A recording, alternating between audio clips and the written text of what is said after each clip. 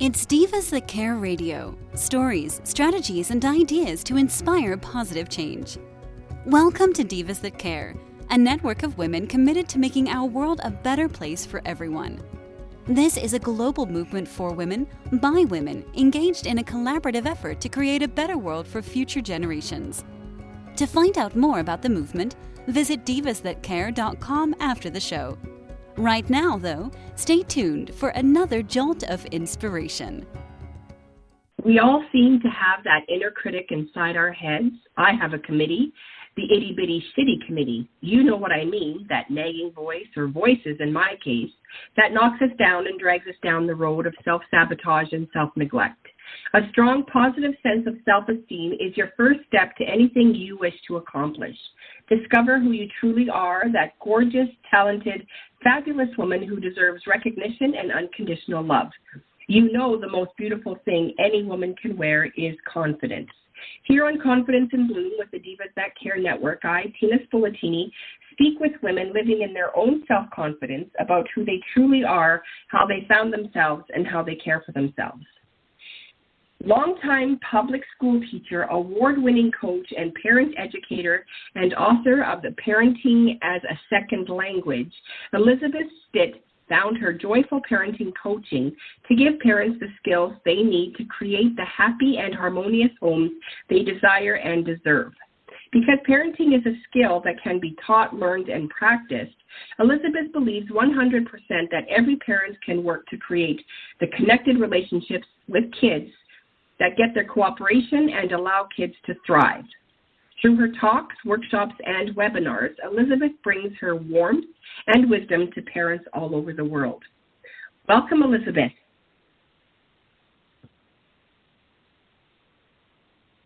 Elizabeth? Oh, sorry. Yeah, I was on mute. I'm so glad to be here. Okay, great. Well, I'm glad you joined. Thank you for coming in today. My pleasure. Can you tell us a little bit more about yourself? Sure, absolutely. I am a mother of 3 young adults in their late 20s. I taught mostly middle school for 25 years, and I switched to parenting coaching because I saw a big shift first in my students and then in the parents of my students. And my last 3 years at school, I was part-time in the classroom and part-time doing a job called outreach teacher, which is kind of like being the school counselor. But it really gave me the opportunity to talk to parents in a slow, open agenda kind of way. I mean, mostly we talk to parents in either something's wrong with your kid or it's parent-teacher conferences and I have to get through all this information really quickly. But being the outreach teacher, parents would just come and, sit down with a concern. And I might spend 30, 40, even 45 minutes with them just listening to and hearing their concerns. And that made me realize how much anxiety and overwhelm and guilt parents were feeling. And that instead of, parenting is never going to be easy, right? Parenting is always going to be demanding.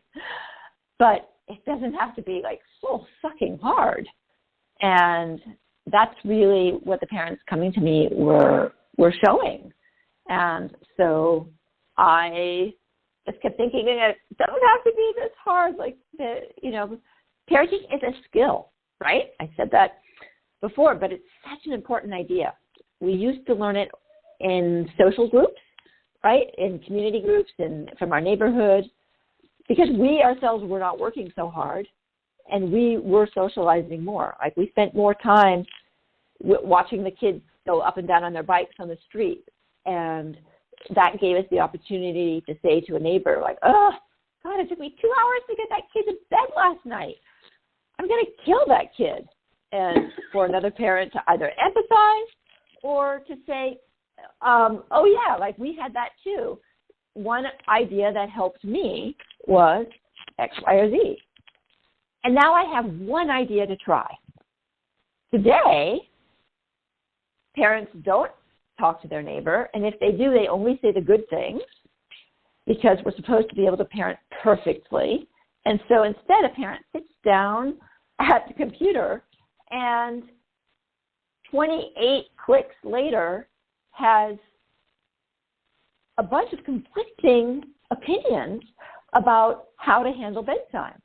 So instead of feeling more confident and like, I've got this, and I could do that one idea, the parent either feels so overwhelmed that they don't change anything and they don't take any action, or they try an action, but they kind of sabotage themselves with it because they're not confident that they've made the right choice among all the different things that they clicked on.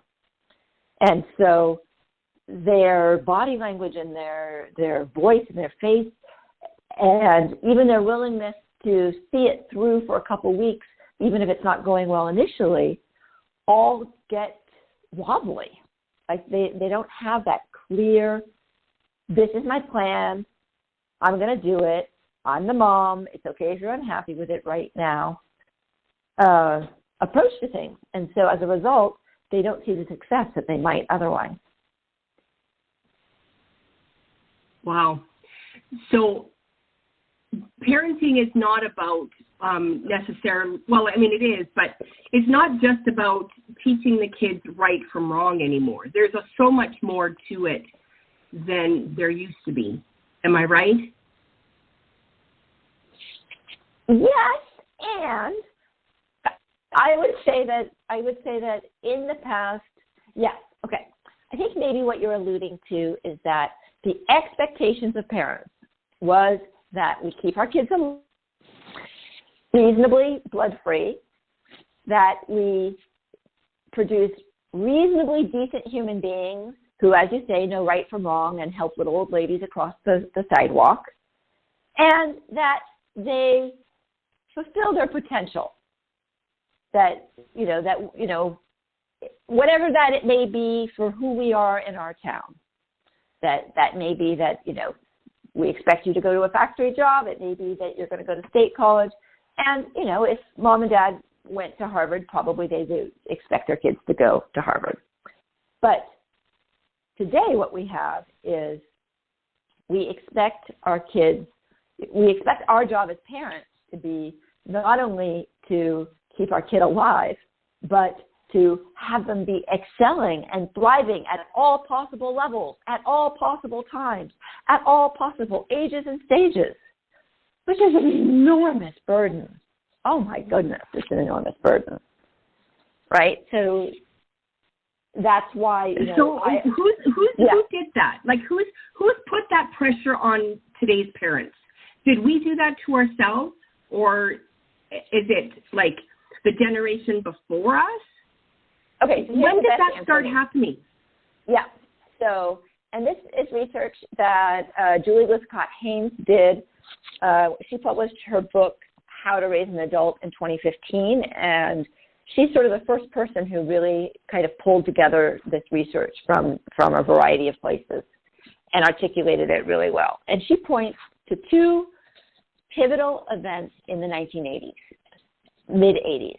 One was an educational report that came out that was called A Nation at Risk, that painted a picture, which in some ways has come true today, but then not 100%, painted a picture of all the middle management jobs going to Asia, and there being a very split society. So the people being at the top being the ones who are going to have all the money and power and choice, and the people at the bottom being in the service jobs.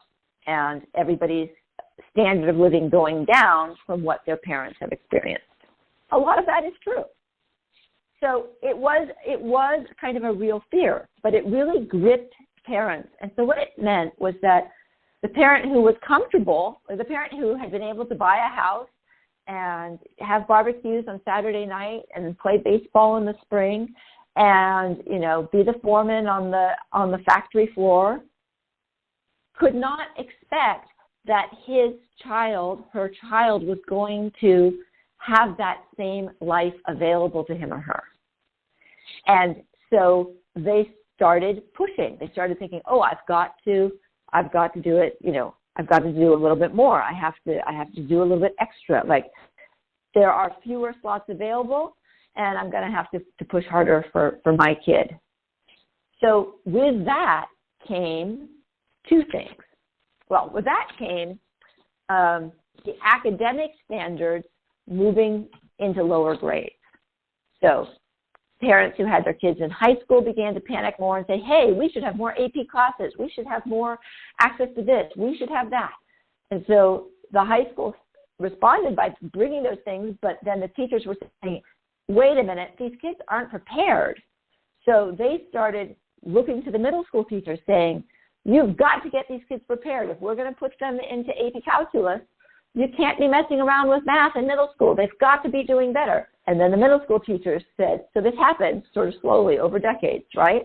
And the middle school teachers put it down on the elementary, and that is why the kindergarten curriculum today, at least in California, but I know that this is a nationwide trend, the kindergarten curriculum today is closer to the first grade curriculum of 40 years ago than it is to the kindergarten curriculum of 40 years ago. So basically, kindergarten, first grade has been moved down into kindergarten. And that for kids are not going to preschool, they're kind of looped once they reach kindergarten. Yeah, so for kids not going to preschool, that's a problem. That's a big problem. And you know, so parents scramble, and so then the preschools respond, right? So that now we have a lot more academic preschools as opposed to just play-based preschools. And the other correlating, so that's one of the changes and shifts. One of the other shifts alongside that is that with more going into the workforce, A, and with technology making us available to our jobs 24/7, B, parents are working harder and longer hours than they were before, and they are, their kids are therefore in childcare longer. They are in structured programs more. So you have two ideas side by side. One is, I've got to push my kid. I've got to make sure that they're going to get into the high math track when they get into middle school. So I've got to be giving them all this math enrichment while they're in elementary school. So I've got to have them at a preschool that is going to teach them, you know, their math facts and their numbers so that they can really thrive and be off and running when they do it. And so kids are just spending more time doing that kind of learning. All right, so that was one. This Nation at Risk report was one big motivator for the shifts that we've seen. Interestingly, something that you would not have expected to have an influence at all, in the mid-'80s, there was a Stranger Danger film. It was a Sunday night special after the Super Bowl about, you know, a kid getting picked up off the street and parents not being able to find their kid. This was the start of the play date, right? Like you and I, we never had play dates, right? We went out. I always wondered how that started. Isn't this fascinating? I mean, we were sent out on the street, right? Go play. Unless you're bleeding, I don't want to see you until dinner. Today's kids were now, so you've got the combination of two things. Kids are more likely to be in childcare, more likely to be in after-school programs because their parents are working. Two, when parents are making the effort to get their kids together, they want them in the house or in the yard where they can monitor them. So kids aren't just like getting on their bikes and riding all over town, or like, I mean, I backed up against a creek. We spent half our life in that creek. No, you know, kids aren't doing that anymore because even though nobody's going to come down to the creek to kidnap your kid, this whole culture of I have to be monitoring my kid just permeated everything. And then the two ideas combined such that it wasn't enough to have parents It wasn't enough to have a play date in your house. And my version of a play date would be like, okay, go play in the backyard. Don't come in unless there's blood. Parents now feel that they have to have an enriching, meaningful play date where they are, showing to the other parents that, at my house, you come and you do the science experiment, or you play this fun new math game. I was looking at a Facebook post once, and a mother had posted, and she's like, "Help! I want to do an under the sea themed play date for my 4-year-old. I need some ideas." Oh my goodness. Oh my There's so much goodness. pressure on these parents. So much pressure. But then we're doing it to ourselves.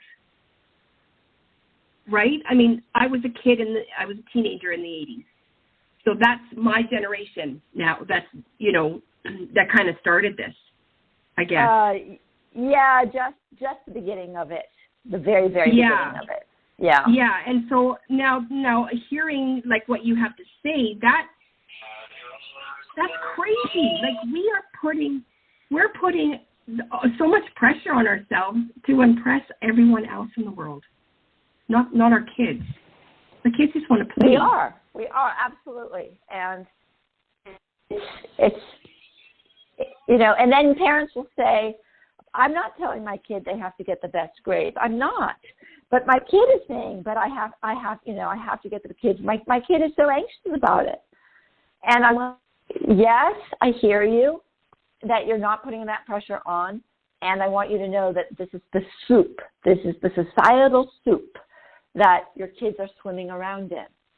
And, you may not be saying it directly to them, but our kids are great data gatherers, but they are poor interpreters, and they don't know when their data is incomplete. So, when you're having, I live in Silicon Valley, so there are a lot of conversations about, oh, I met this woman today. I was talking to her. She's really smart. She's got an MBA from Stanford, and this is what happened, right? Like that, those references to a person's degree and to what level of, what college they went to, it's peppered throughout everything that we're doing. And so even though we're not looking our child in the eye and saying, "I expect you to get the very best grades you can be getting," or "You should be getting better grades than you're getting," even though who are doing that, but even though a lot of parents tell me that they aren't, they're not cognizant and mindful of the way that they are languaging things around their kids. And, right. It's the neighbor and the teacher and the kids next door and the kid who sits next to them in class. Yeah. And so what is your role, Elizabeth? Like how do you, what do you do with these students and these children and their parents to navigate this issue? Because, obviously it's affecting family life as well. How do you handle that? So as a parenting coach, I'm really working with the parents and not the students. And, what I'm helping parents do is, one of the biggest things that I help parents do is to take the long view. And by that, I mean, so parents are also poor data interpreters. They look at one data point, like, "Oh my gosh, I taught 7th grade." And so, parents coming and going like, "Oh, my kid got a C on his essay. The sky is falling. The sky is falling." And I'd be like, "Yeah, it's September. He got a C on his essay. I bet by June he'll be getting A's." Like, this is not the sky is falling. This is not a reason for concern. This isn't the problem. So helping parents not see the 1C as, "Oh my gosh, now he's not going to get into Harvard," but seeing 1C as like, "Yep, he's got some learning to do. Like, I'm a tough grader, but he'll figure it out, and I'm here to help him."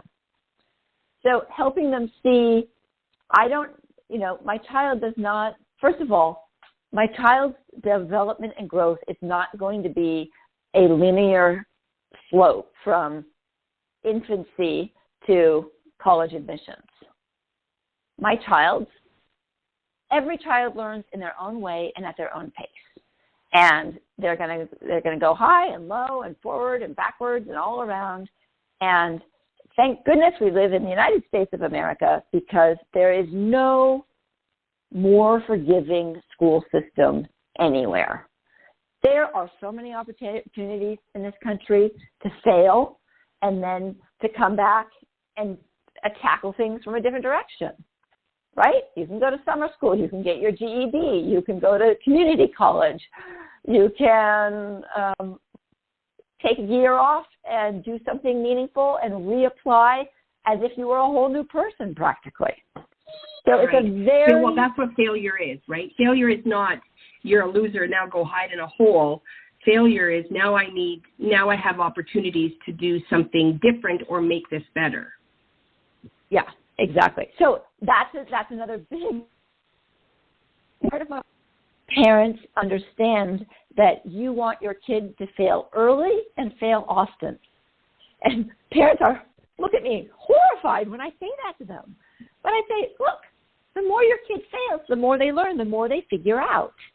And if they do it in 7th grade and they do a lot of failing in 7th and 8th grade, or better yet, 3rd or 4th grade, then they get more time to figure out what kind of learner they are, to become critical thinkers and problem solvers, to understand that they are in process, to develop a growth mindset, and to be able to go like, okay, well, I haven't mastered this yet, but I'm still working on it. And next time I'm going to try something different. And I don't want to be that I give the impression that I want little kids to just experience failure and to not experience any successes. But we're not letting them experience any failure. And so then when they have even a small failure as they get older, it's a mountain, not a molehill. And to some degree, that's of our making, because we haven't given them the chances to take ownership of their own lives, of their own learning, because we are micromanaging everything and we are being their executive functioning brains. I agree 100%. I remember when my kids started playing soccer, the twins were 4, and they didn't keep score.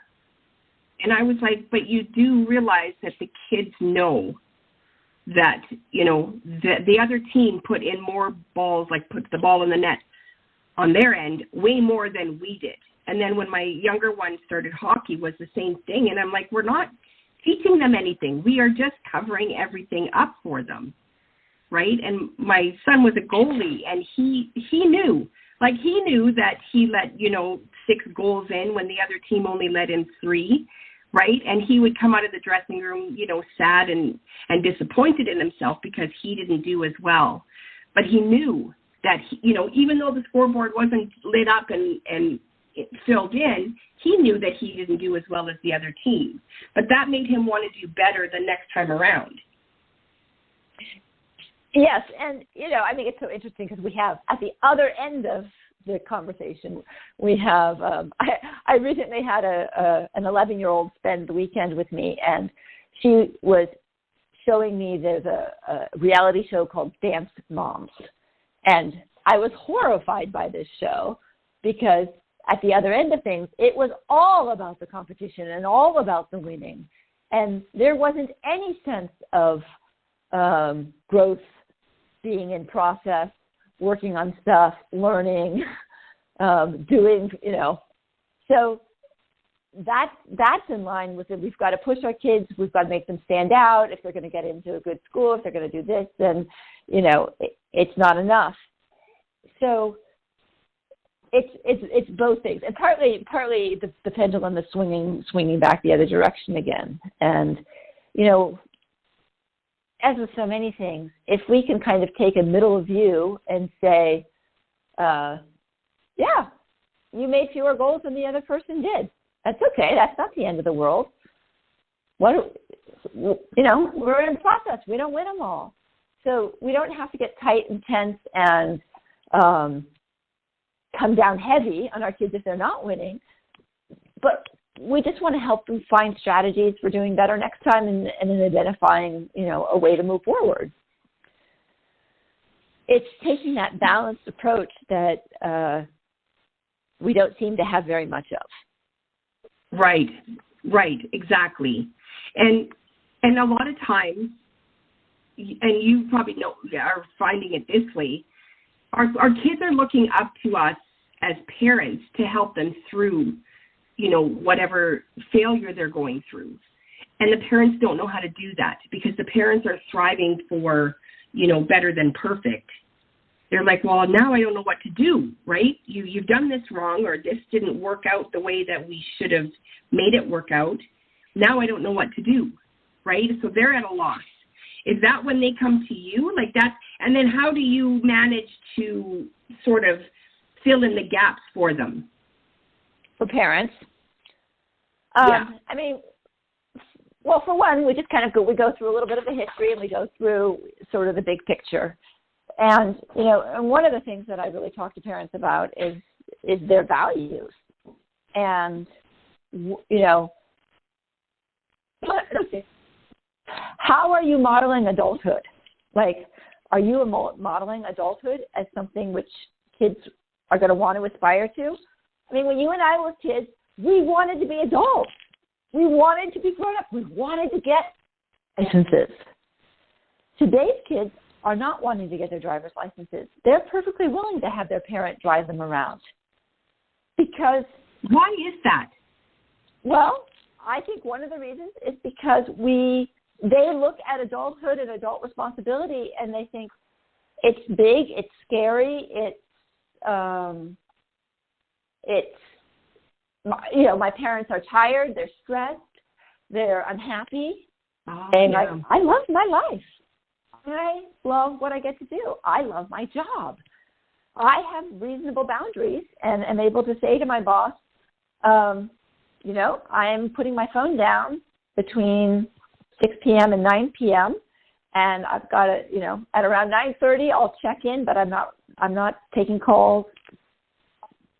I'll be back on the job at 8:30 tomorrow morning. We aren't good at boundaries. We aren't good at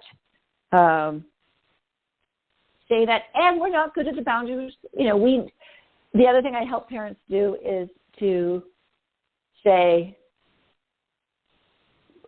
okay, I'm hearing you say that your child loves hockey more than anything and lives for hockey. That's great, but that comes at a cost.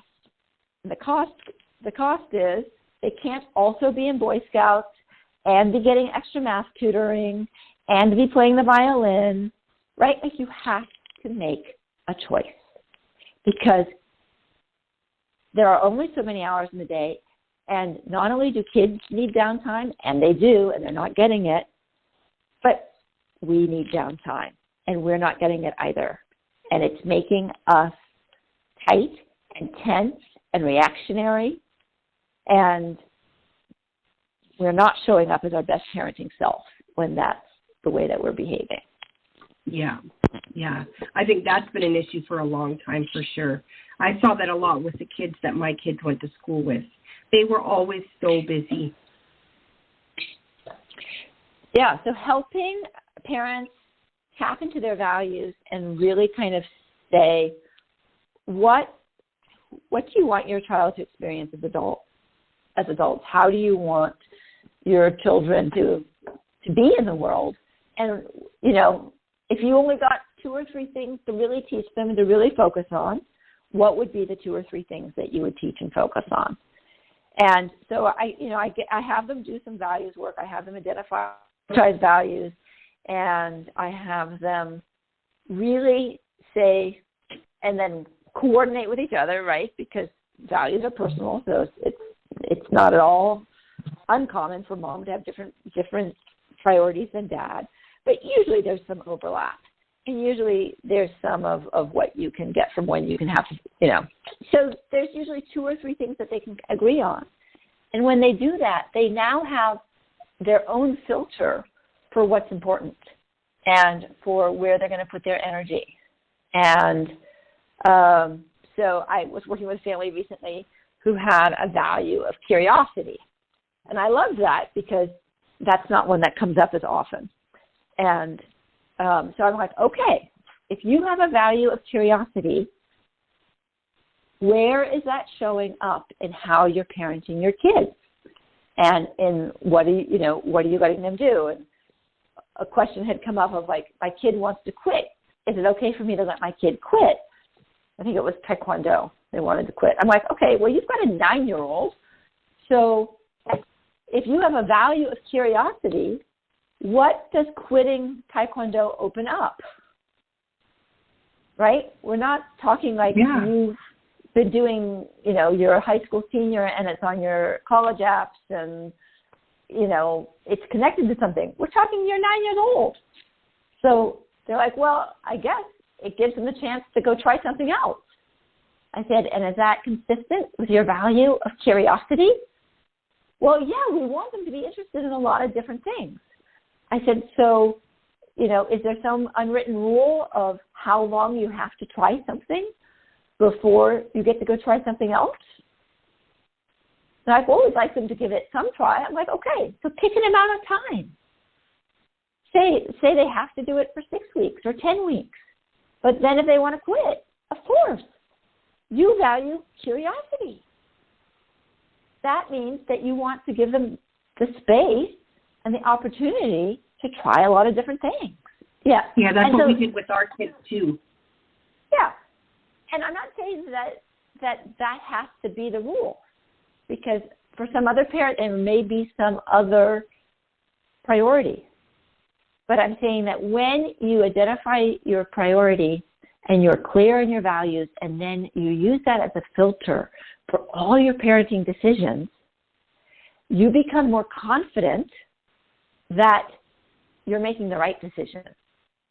Because it doesn't have to be right in terms of everybody else. You know in your heart it's right for your family and what you have identified as being important to you. So then you have an internal check rather than, being pushed around by the vicissitudes of the opinions that you hear when you're standing on the soccer field. Right, yeah. So let me ask you this. After COVID, we all know that, mental health has taken a big leap. And there's many, many, many people, children, teenagers, adults, elderly, dealing with mental health issues. How have you dealt with any families now that are dealing with teenagers that they don't want to deal with the world? They don't want to deal with life right now? Yeah, and one of the forms that comes up in is what we call school refusal.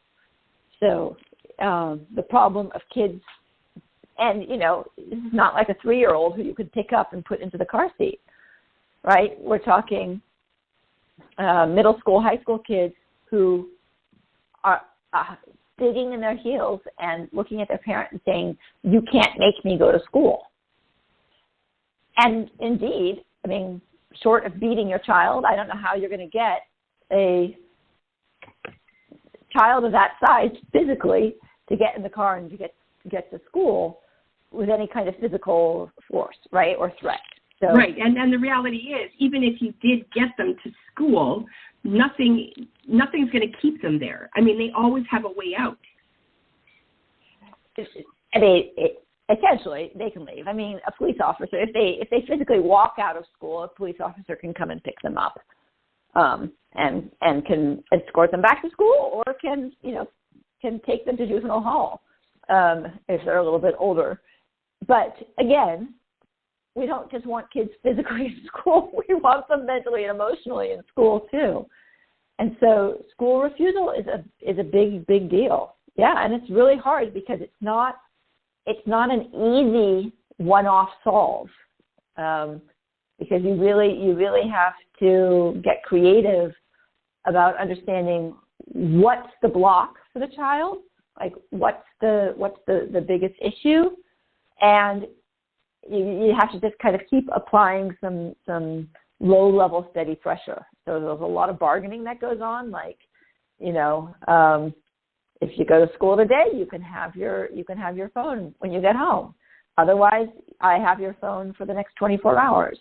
Or, we're gonna just drive to the school parking lot.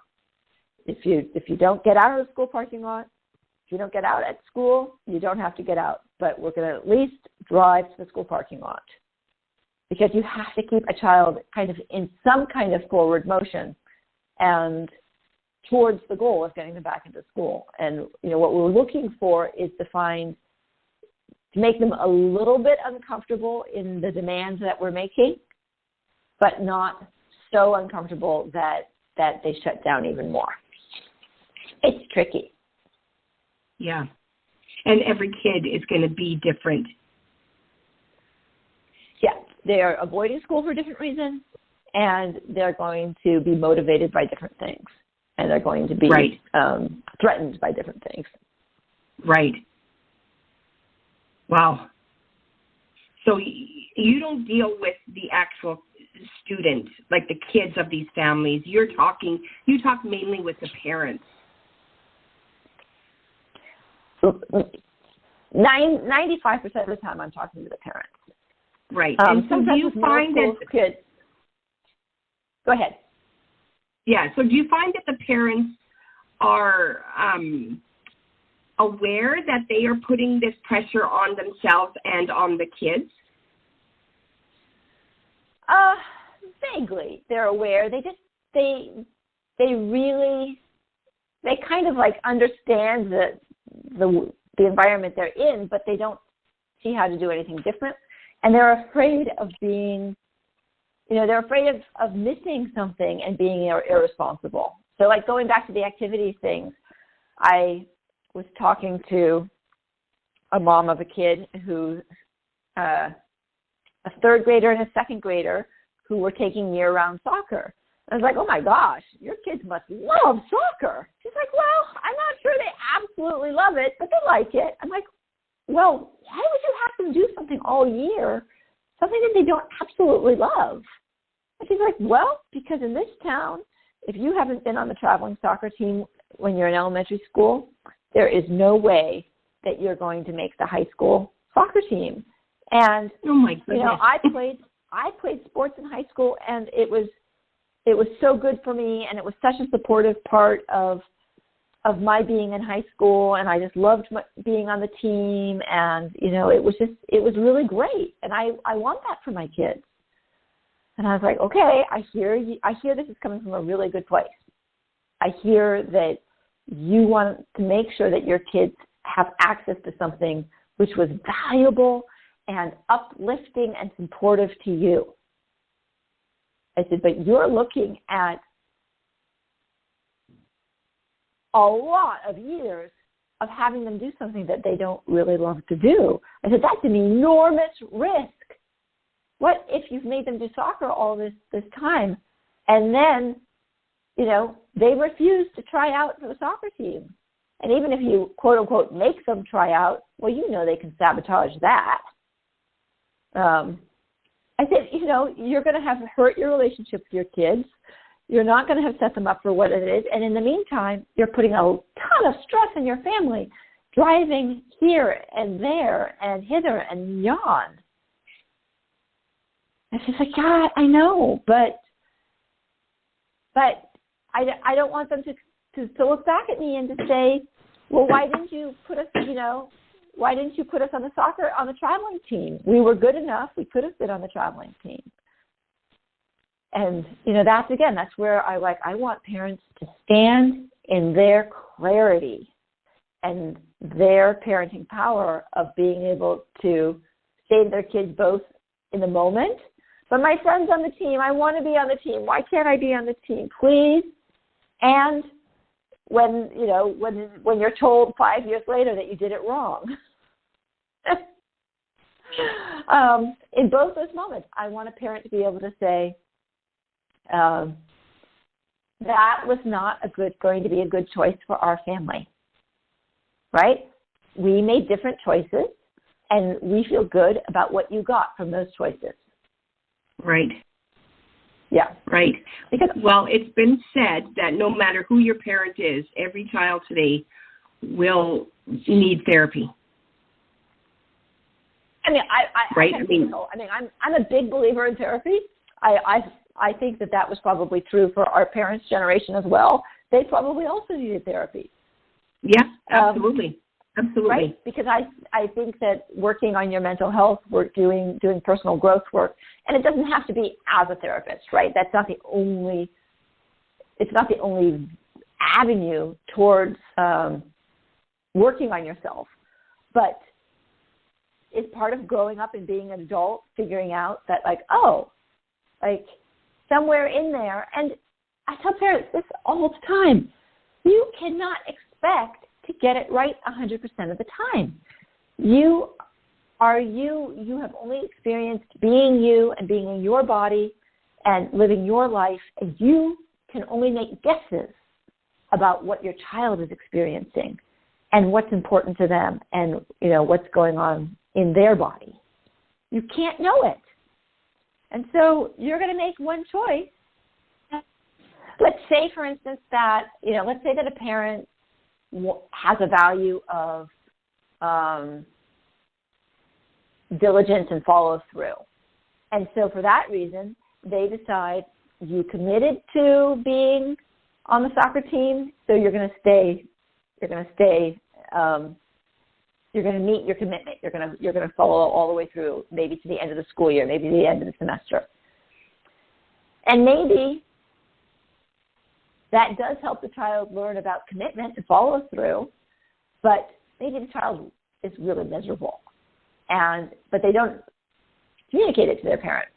Some kids communicate everything, some kids don't. Some kids internalize. And, if I have a kid who internalizes, I might realize that my kid isn't 100% happy with them, but I might think, well, I can live with that level of unhappiness because I want to teach this value of commitment and follow through. If you have 3 kids and you're following the same policy, it might be perfectly fine for 2 of them. They're not super happy, but it doesn't lodge in them in the same way. It doesn't feel like a failure, like a you don't get me. And with a 3rd kid, maybe it does. How are we supposed to know that? Right. Which makes parenting that much harder because now you've got, your system is working for maybe 2 of your kids, but now you've got this other kid that you need to teach the same things. You want them to know the same things when they become adults, but now you have to learn how to sort of split yourself and find another way of teaching that one. Yes. Yeah, and that's hard, but I think that has existed. That has existed all along. I think the fact of the matter is that we just gave it less thought, and we didn't feel as personally responsible, right? Like if we grew up and our parent, our 20-year-old or our 25-year-old turned around and said, "Why did you do this? You should have done that." We would have said, "Well, we made the decision we could make at the time. This is not." We didn't absorb the guilt for it. We didn't go "Oh, I should have been clairvoyant." Right, exactly. And at the same time, I think it's the right thing to not judge our parents on how they parented us because they did the best they could do with what they knew, right? I mean, that's how I look at my parents. I don't hold anything against them that, they should have done this or they should have done that. I mean, they did what they knew they could do, right? Today, our parents have so many more resources than they had. If we don't know what to do, there's someone that can help us figure it out. They didn't really have that, or at least it wasn't, accepted that they go elsewhere to find, parenting strategies. Well, okay, that's true. And at the same time, I don't want moms who are in the trenches to hear what you just said and just say, "See, it's all on me. I should be figuring this out." And I'm trying my best to figure it out because I want to remind you that on the other end of things, there's such a glut of information and advice that it's super hard to sort through and to know. Yeah. Right. Right. But if you're aligned with your values, Elizabeth, this is kind of where you were going with your values. If you're aligned with your values and you're getting advice from someone else, if they don't align, then it's obviously advice that you're not going to take. If you're aligned with your values, you have a much better chance of having a filter which is, yes, which you're going to be confident about and which you're going to be able to focus on.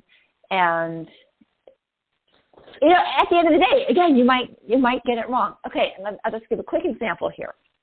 My younger stepson was prone to anxiety, and when he was about 4, the psychologist said, look, you need to have a very set schedule for him. Like, he needs to know exactly what's happening between dinner and bedtime. And my husband's sitting in the meeting, and he says, I'm not going to do that to my son. It's like, no, it's not something you're doing to your son. It's something you're doing for your son.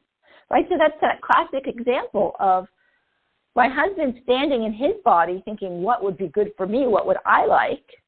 Would I like a strict schedule every night?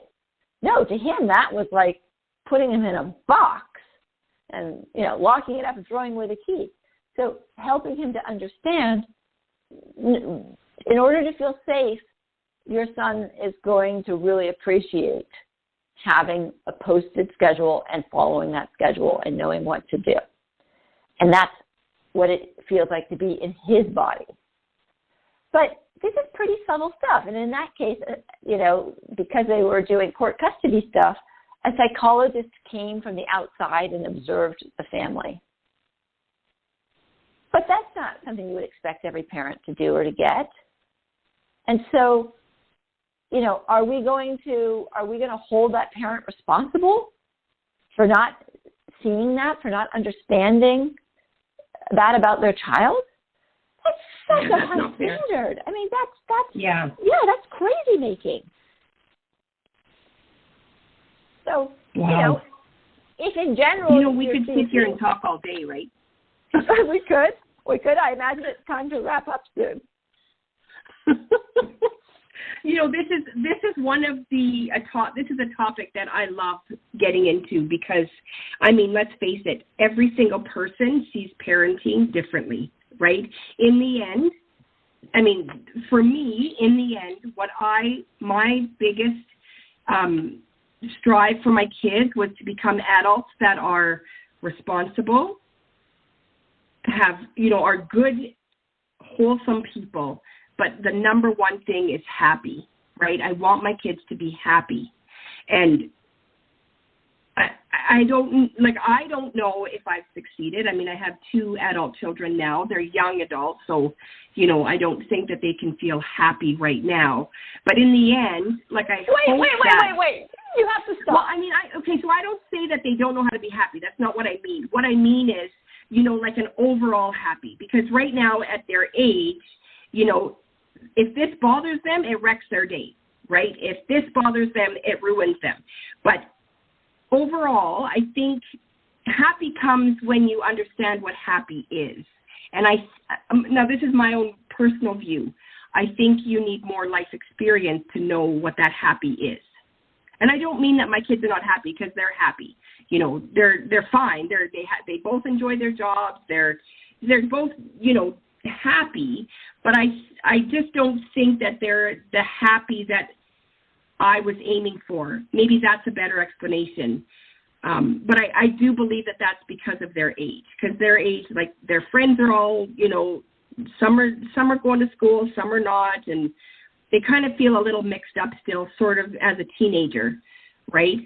I don't mean that they're not happy. I should have explained that a little bit better, but that was my goal, was that they would be happy, as adults. Now, I don't think that they're the happy that I meant for, but that doesn't mean that they're not happy. Did I clarify that the right way? I think I understand. I know I jambled on there forever, but like I think that they're happy. I just don't think that they're the happy that I was aiming for. But that doesn't mean that they won't get there.